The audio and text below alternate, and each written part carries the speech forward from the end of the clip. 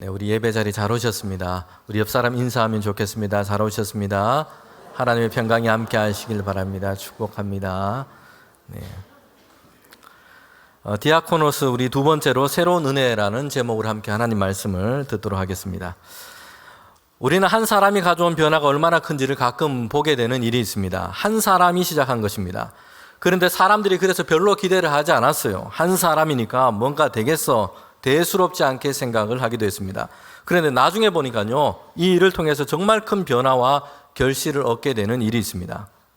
나비 효과라는 이런 말이 있기도 합니다. 적도 지방에 나비 한 마리가 이제 팔랑팔랑 날개짓을 하고 날아오릅니다. 그런데 그 날개짓에서 나오는 그 바람, 사실 바람이라고 할 것도 없죠. 공기의 작은 움직임에 불과합니다. 그런데 이 미세하고 작은 바람이요, 여러 연쇄 반응을 통해서 이제 점차 커지게 됩니다. 그래서 나중에는 북반구에서는 거대한 태풍이 되어버린다. 거대한 그런 태풍이 되어버린다라는 이야기입니다. 한 사람이 가져올 수 있는 이런 변화와 가치도 이와 같지 않을까 생각해 봅니다.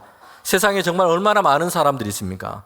오늘에는 세계 인구가 거의 80억에 가깝습니다.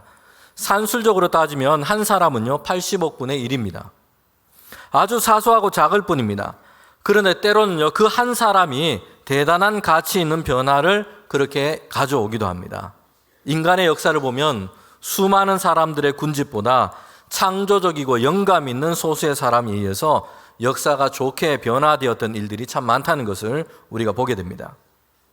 장지오노라고 하는 사람이 쓴 이야기가 한 가지 있습니다. 나무를 심는 사람이라는 짧은 이야기입니다.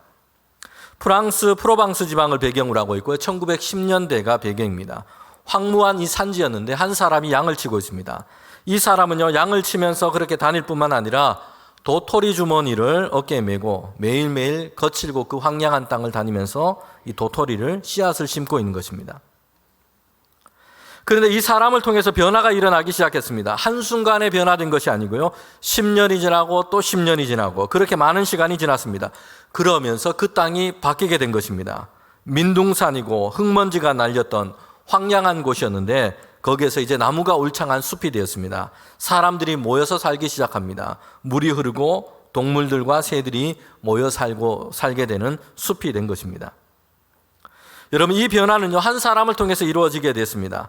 한 사람이 뭐가 할 수 있겠어 라는 생각을 하지 않고, 도토리 몇 알을 심는다고 뭐가 되겠어 라는 생각을 하지 않고요, 몇 달 해보았지만, 몇 년 해보았지만 별로 변한 것이 없어 라고 중단해버리지 않고 이 일을 계속한 한 사람을 통해서 그 땅이 변화되게 된 것입니다. 우리는 한 사람이 가져올 변화와 가치에 대해서 가볍게 여겨서는 안 됩니다. 특별히 성도들은요, 하나님께서 한 사람을 사용하셔서 하나님의 일을, 놀라운 일을 이루어 가신다는 것을 성경은 우리에게 보여주고 있습니다. 노아 한 사람을 통해서 심판 가운데 생명을 구하는 방주를 만들게 하셨습니다. 아브라함 한 사람을 통해서 믿음의 백성, 하나님의 백성을 이루게 하셨습니다.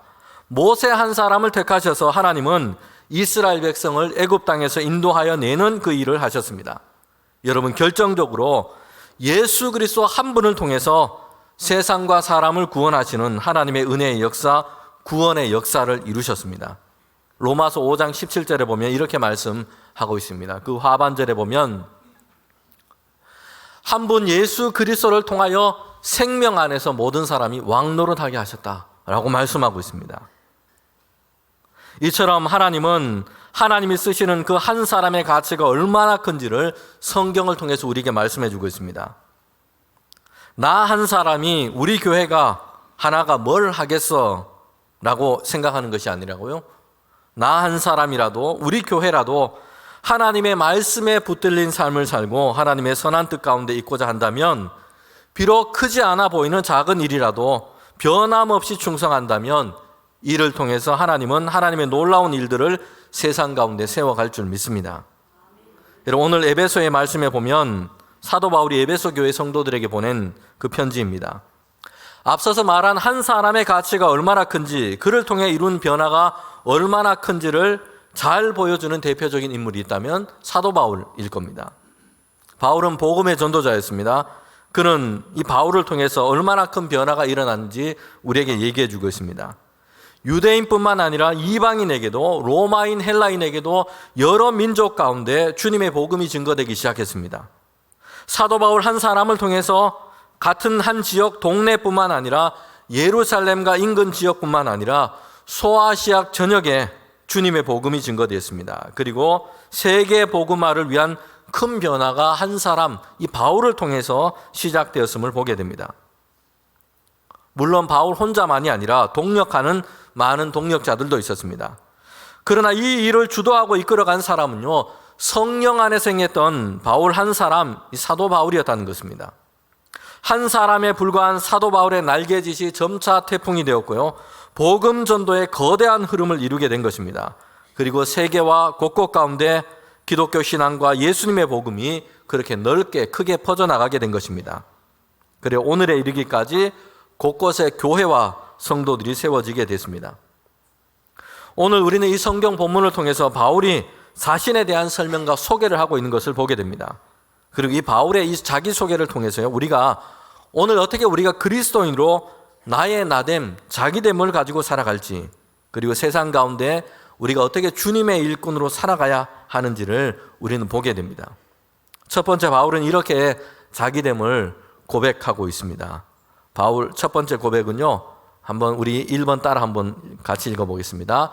나는 일꾼입니다. 바울은요, 자기를 이렇게 소개하고 있습니다. 오늘 본문에서 바울은 자기됨에 대해서 나는 일꾼입니다 라고 소개합니다. 이것은 에베소뿐만 아니라 바울이 쓴 거의 모든 서신에서 교회와 성도를 향해 쓴 모든 글에서 바울은 이렇게 자기를 소개하고 있습니다. 나는 일꾼입니다 라는 것이요. 바울이 어떤 시점에 어떤 상황 가운데 살았든지 달라진 것이 아니었습니다. 변함없이 바울은 이렇게 자기를 소개하고 있습니다. 에베소서 3장 7절에 보면 바울은 이렇게 얘기하고 있습니다. 자신에 대해서 하나님의 은혜의 선물을 따라 내가 일꾼이 되었다라고 얘기합니다. 여기서 바울은 일꾼이라고 자기를 소개하고 있습니다. 성도 여러분, 여기서 일꾼이라고 하는 단어는요, 설교의 전체 주제인 디아코노스라는 단어를 쓰고 있습니다. 섬기는 자, 또한 봉사하는 자, 하인, 사환, 일꾼, 사자, 사역자, 집사, 수종 드는 자라는 의미로 신약성경 곳곳에 사용되고 있는 단어입니다. 바울은 자신을 이렇게 소개하고 있는 것입니다. 바울이 자신을 향해 붙이고 있는 이 호칭은요, 대단한 사람, 지위가 높은 사람, 입지가 높은 사람, 이런 사람을 전혀 뜻하지 않습니다. 섬기는 사람, 명령을 듣고 수종을 드는 사람, 시종을 드는 사람, 명령에 따라서 수행하는 사람, 이런 사람을 뜻하고 있는 겁니다. 에베소서를 쓸 때 바울은요, 이제 막 전도자가 된 그런 이력을 시작했을 때가 아니었습니다. 초보이거나 신참이 아니었습니다. 처음으로 뭔가를 시작해보려 했을 때 그때가 아니었어요. 바울은요, 이미 하나님께서 주신 그 사명을 따라서 오랜 시간 동안 열심히 지금 수고를 하고 일했습니다. 그리고 이를 통해서 눈에 보이는 많은 성과를 이루었습니다. 바울을 통해서 소아시아 지역 곳곳에 교회가 세워졌고요, 바울의 전도를 통해서 예수님의 복음을 듣고 영접한 성도들이 많아졌습니다. 그들 중에는 바울과 같이 동역하면서 복음을 전하는 자들도 생겼고요, 교회를 이끌어가고 세워가는 지도자들도 세워졌습니다. 그런데 바울은 처음부터 끝까지 바뀌지 않은 것이 있습니다. 바로 자기소개였어요. 로마의 감옥에서 갇혀 있을 때, 순교를 당할 때까지 교회를 향해서 그가 썼던 서신을 보면 바울은 똑같이 자기 자신을 소개하고 있습니다. 나는 일꾼입니다. 나는 시종입니다. 나는 예수님의 복음을 위해서 수종을 드는 사람입니다. 이렇게 소개하고 있습니다. 에베소서는 옥중서신입니다. 바울이 에베소서를 쓸 때는 감옥에 갇혀 있습니다. 3장 1절에 보면 바울이 무엇 때문에 갇히게 되었는지를 얘기하고 있습니다. 그것은 그리스도의 일로 인해서 이방인에게 복음을 전하다가 바울은 갇히게 됐습니다.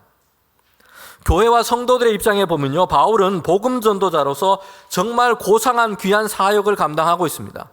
다른 누구보다도 가는 곳곳마다 더 많은 수고를 하고 있어요. 갇히는 고난과 수고도 바울은 마다하고 있지 않습니다.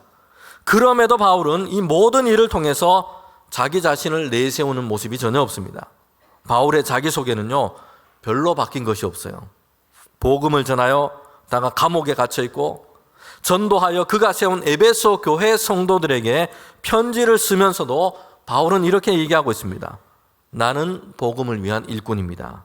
나는 디아코노스, 나는 시종입니다. 여러분, 이것은 바울이 비록 한 사람에 불과하지만 하나님께서 왜 전도자 바울을 통해서 이렇게 큰 일을 이루어 가셨는지를 우리에게 보여주는 중요한 대목입니다. 사람이란 변질되기가 쉽습니다. 냉장 보관을 꼭 해야 하는 우유만 그런 게 아니고요. 사람도 그렇습니다. 시간이 지나고 세월이 지나면서 더 무르익고 성숙해져가고 이렇게 되기도 하지만요. 반대로 변질되어 버릴 수도 있습니다. 처음 시작할 때는 신실하고 겸손하고 충성되었습니다. 그런데 시간이 지나면서 그 마음과 그 태도가 좋지 않게 바뀌어 버린 것입니다. 자기 주장만 앞세우게 되고 자기 권위만을 내세우게 됩니다. 오히려 그에게 하나님은 없어지고 그 자신만 남아버리는 이런 일이 일어나게 되는 것입니다. 성경에도 이런 인물들이 있습니다. 대표적으로는 이스라엘의 처음 왕으로 세움받았던 사울이 그랬습니다.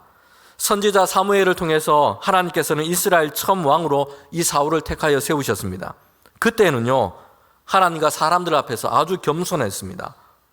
왕으로 세움받고 이제는 이스라엘 백성 가운데 하나님의 통치를 이루어갈, 하나님의 의와 평강을 세워갈 사람으로 하나님은 그를 특별히 선택하셨습니다.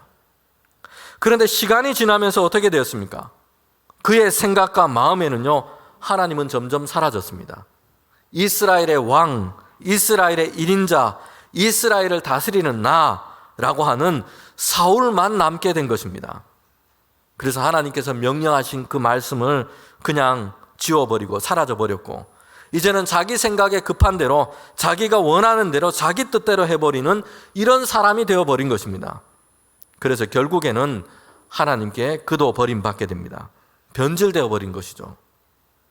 사람에게 이런 변질을 일으킬 수 있는 가장 위험한 것 중에 한 가지가 있다면 오히려 자기 성공과 자기 만족이라는 생각에 갇혀버리는 것입니다. 잘 되고 있고요, 좋은 결과를 얻고 있을 때입니다. 그러면 어김없이 그 마음속에는요, 이런 유혹이 찾아옵니다. 그래, 이제는 내가 일꾼으로 불려지기보다는 다른 사람들에게 이제 주인공이나 아니면 능력 있는 최고의 성과를 올리는 관리자나 책임자 정도 이렇게 되어야 되지 않겠어, 이런 생각이 드는 것입니다. 그러면 변질되고 마는 것입니다. 사도 바울은요, 그렇게 다른 곁길로 빠지지 않았습니다. 끝까지 그는 일꾼이 되기를 원했습니다. 에베소서 3장 8절에 보면 그는 성도들 중에 그 자신이 가장 지극히 작은 자라고 얘기하고 있습니다.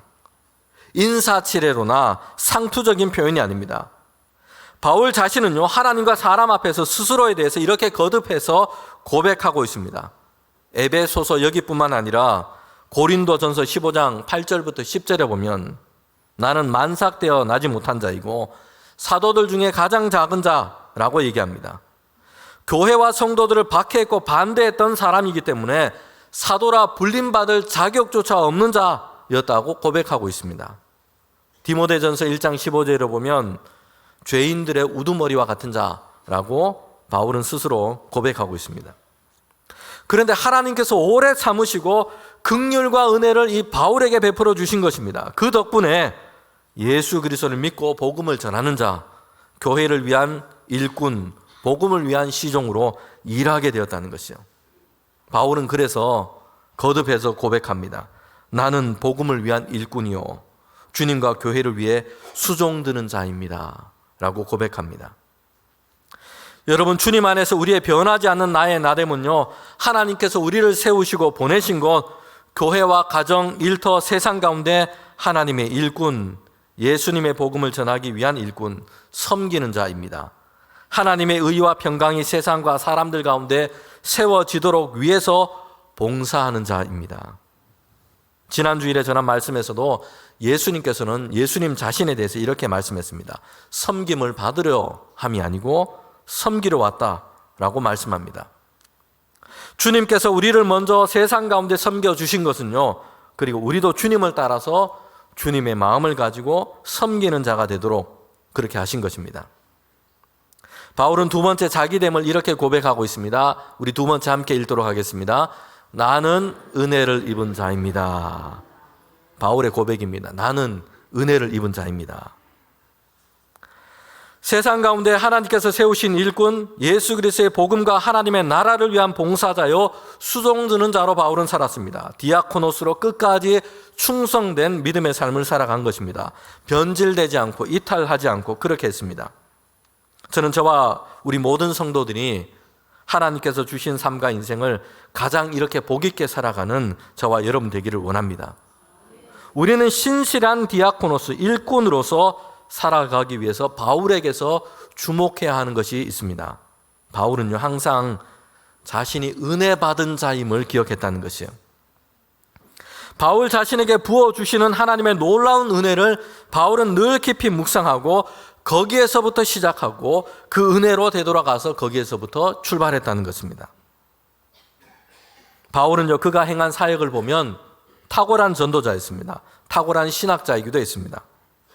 바울이 기록하여 교회를 향해서 보낸 서신을 보면요, 그리스도의 복음의 진리가 어떠한지를 아주 분명하게 설명하고 있습니다. 그리고 매우 논리적으로 논증하고 있습니다. 바울은요, 선교지에 있어서 그가 통해서 이룬 것을 보면요, 뛰어난 전략가라고도 볼 수 있습니다. 여러 면에서 그는 성령의 인도하심과 이끄심이 있었지만 바울의 행적을 보면 중요한 도시를 거점으로 선교를 했습니다. 결국에는 제국의 심장부인 로마를 향해 가고 있습니다. 이 모든 바울의 장점과 뛰어남에도 불구하고 바울은 그 자신이 성도들에게 얘기하고 있습니다. 고백하고 있습니다. 그것은 나는 하나님의 은혜를 입은 자라는 것입니다. 바울은 하나님께서 이루어 가시는 그 은혜의 역사 아래 나는 놓여 있는 사람이다. 하나님께서부터 내게 주시는 그 은혜를 입은 자요, 그 은혜의 메인자라고 바울은 고백하고 있습니다. 바울은요, 그 놀라운 하나님의 은혜를 날마다 묵상하고 보고 모든 일을 함에 있어서 바울 자신에게 이루신 그 하나님의 은혜가 이 역사가 어떠한지 거기에서부터 생각하고 거기에서부터 날마다 출발하는 사람이었다는 것입니다. 에베소서 3장 2절과 우리 3장 7절에 보면 바울이 이렇게 얘기하고 있습니다. 너희를 위하여 내게 주신 하나님의 그 은혜의 경륜을 너희가 들었을 터이라. 7절에도 보면 복음을 위하여 그의 능력에 역사하시는 대로 내게 주신 하나님의 은혜의 선물을 따라 내가 일꾼이 되었노라. 바울은요, 내게 주신 하나님의 은혜, 나는 하나님의 은혜를 입은 자임을 날마다 이야기하고 있습니다. 바울이 어떻게 이탈하지 않고 믿음의 경주를 잘 할 수 있었는가를 보여주고 있습니다. 오랫동안 수고하고 눈에 보이는 대단한 성과를 이룰 때도 마찬가지였습니다. 때로는 고달프고 어려움 중에 있고 시련 중에 있을 때도, 일이 잘 안 될 때도 마찬가지였습니다. 어디로 가서 어디로부터 바울은 시작하고 있습니까? 하나님께서 내게 주신 은혜입니다. 나는 하나님의 은혜를 입은 자입니다. 여기서부터 시작하고 있습니다. 여러분, 바울이 어떤 은혜를 받았는지 우리는 잘 알고 있습니다. 하나님께서 바울에게 주신 그 은혜의 역사가 어떠한지를 성경은 우리에게 잘 얘기해 주고 있습니다. 바울은요, 이전에 교회와 성도들을 박해하고 핍박했던 반대자였습니다. 그대로 그 길로 인생의 길을 갔다가는 하나님의 구원 역사의 해방꾼이요, 방해꾼으로 하나님의 심판대 앞에 설 수밖에 없는 자였습니다. 사탄과 함께 멸망받을 존재에 불과했습니다. 그런데 어떤 일이 일어났습니까? 부활하신 예수님께서 바울을 찾아오신 것이요, 다메섹으로 예수 믿는 사람을 붙잡으려고 하는 길이었습니다. 그런데 빛 가운데 주님께서 임하셔서 바울을 만나시고 그를 어둠에서부터 불러내셨습니다. 예수 그리스도 안에 있는 하나님의 그 구원이 어떠한지 바울에게 놀라운 은혜를 베풀어 주신 것입니다. 하나님의 구원의 비밀과 은혜의 복음을 알게 하시고 이를 전하는 자로 바울을 삼아 주신 것입니다. 바울은요, 그에게 일어난 이 은혜를 날마다 보고 감사하고 거기로부터 날마다 시작하고 있습니다. 반대자였고 핍박자였습니다. 이런 죄인된 바울을 그 자신에게도 하나님께서는 예수 그리스도를 보내셔서 하나님의 놀라운 은혜와 구원의 비밀을 바울에게 열어주신 것입니다. 바울은요, 그래서 내게 주신 그 하나님의 은혜로 되돌아가서 거기에서 매일의 삶과 매일의 사역을 시작하고 있습니다. 바울은 그래서 날마다 이렇게 말할 수밖에 없습니다. 나는 은혜를 입은 자입니다. 나는 하나님의 은혜를 입은 자입니다. 여러분, 우리가 잘 아는 찬송가 중에요, 나 같은 죄인 살리신이라는 찬송가가 있습니다. 영문 제목인 어메이징 그레이스로도 많이 알려져 있습니다. 존 뉴턴이라는 목사님이 이 찬송가를 만들었습니다. 그는 오랫동안 노예 상인으로 일했습니다. 노예선의 선장이었습니다. 노예들을 학대하고 괴롭게 하는 악한 일을 그렇게 많이 하기도 했습니다. 존 뉴턴은요, 아프리카에서 이제 무역을 끝내고 고향으로 돌아가는 길에 큰 폭풍우를 만나게 됩니다. 배가 파손될 이 위급한 상황 가운데 그는 자신도 모르게 하나님께 기도하게 됩니다. 주님, 우리에게 자비를 베푸소서. 임박한 이 죽음의 위기 앞에서 그는 자신에게 임할 그 종말을 두려워했습니다. 그러면서 하나님을 찾고 기도했던 것입니다. 그러면서도 이 존 뉴턴은요, 지난날 그가 행했던 악한 죄악들에 대한 죄책감으로 하나님께서 자신을 용서하지 않을 것이라 절망하는 마음이 그에게 있었습니다. 그런데 놀랍게도 하나님은 그에게 하나님의 은혜를 베풀어 주셨습니다. 폭풍우가 지나가고요, 존 뉴턴은 생명을 그렇게 구원함을 받았습니다.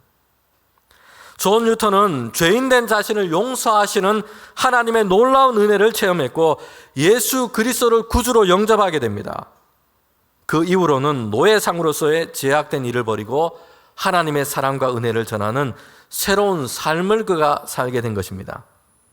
그래서 그가 지은 찬송가는요, 나 같은 죄인 살리신 주 은혜 놀라와 잃었던 생명 찾았고 광명을 얻었네. 어메이징 그레이스, 놀라운 하나님의 은혜였던 것입니다. 성도 여러분, 바울의 바울됨의 고백 세 번째는요, 우리가 세 번째 함께 읽도록 하겠습니다. 나는 은혜를 전하는 자입니다. 나는 은혜를 전하는 자입니다. 바울은요, 나는 은혜를 입은 자입니다. 그리고 나는 은혜를 전하는 자입니다. 라고 고백하고 있습니다. 은혜를 받은 것에 그치지 않고 이제 그 은혜로 인하여 그 은혜로 말미암아 전하는 자가 되었다고 얘기하고 있습니다. 하나님께서 바울에게 베풀어 주신 그 은혜는요, 바울 자신을 향한 것이었습니다. 동시에 바울을 통해서 그 은혜의 역사가 전하고 증거되기로 원하시고 계십니다. 하나님의 목적과 뜻이 어디 있다는 거 말씀하고 있습니다. 에베소서 3장 8절부터 9절에 보면 이렇게 말씀하고 있습니다.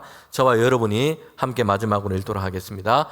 모든 성도 중에 지극히 작은 자보다 더 작은 나에게 이 은혜를 주신 것은 측량할 수 없는 그리스도의 풍성함을 이방인에게 전하게 하시고 영원부터 만물을 창조하신 하나님 속에 감추어졌던 비밀의 경륜이 어떠한 것을 드러내게 하려 하심이라. 아멘. 내게 은혜를 주신 것은 그리스도 예수 안에서 내게 이루신 그 하나님의 놀라운 그 은혜와 풍성함을 전하게 하려 하십니다. 바울이 고백하고 있죠. 구원의 비밀, 그리스도로 세상과 사람을 구원하시는 이 하나님의 은혜의 역사를 드러내게 하려 하십니다. 바울은 얘기하고 있습니다. 하나님께서 자기에게 주신 그 은혜, 그 주신 이유와 목적이 어디까지 미치는지를 바울은 잘 알았던 것입니다. 이를 위해서 디아코노스, 일하는 자, 봉사하는 자로 살아갔던 것입니다.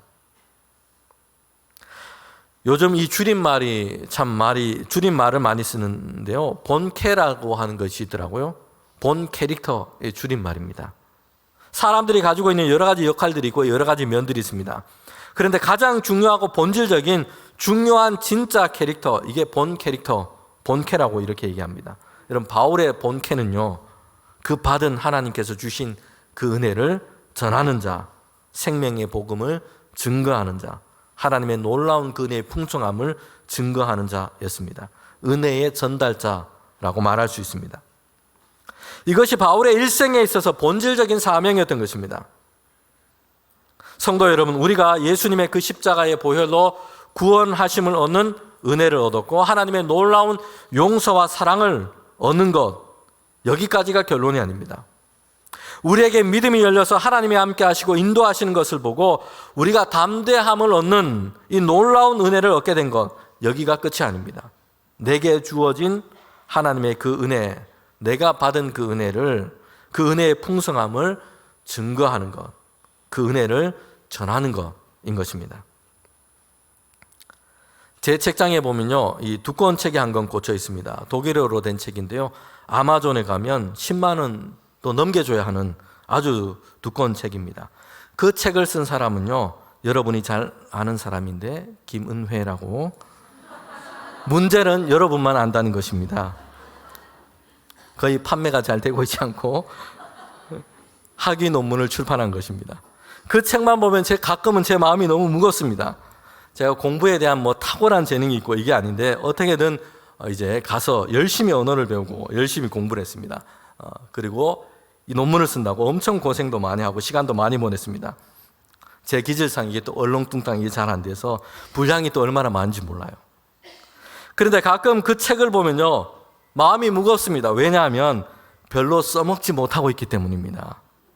가끔 허전하고 허무한 생각이 들 때도 있습니다. 그 책을 보면서 내가 뭘 한 걸까, 이런 인간적인 마음이 들 때도 있습니다. 그럴 때면 하나님께서 제게 주시는 생각이 있습니다. 공부한 어떤 신학적인 내용은 구체적으로 써먹지를 못했습니다. 시간이 많이 지나서요, 언어도 많이 잊어버렸고 내용도 잘 기억이 안 나는 것도 많습니다.